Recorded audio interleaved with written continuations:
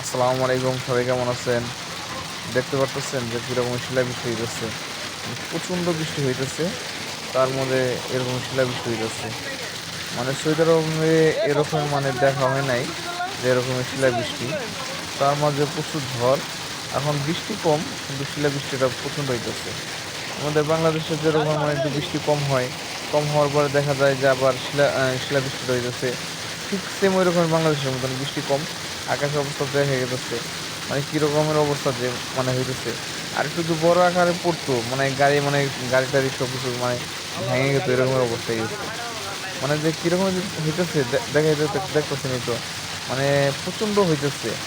মানে ক্যামেরা তো ক্যামেরায় মানে এরকম বুঝতে পারতেছেন না, কিন্তু যেটুকু বুঝতেছেন দেখেন কি অবস্থায় পড়তেছে পুরো দেখা যাচ্ছে।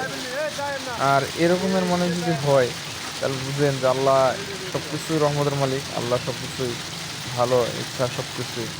দেখেন বর্তমানে যে সৌদির অবস্থা যেরকম দেখতেছি, মানে এরকম কখনো দেখি নাই। আল্লাহ দুনিয়াতে কি রাখছে না রাখছে সব উপর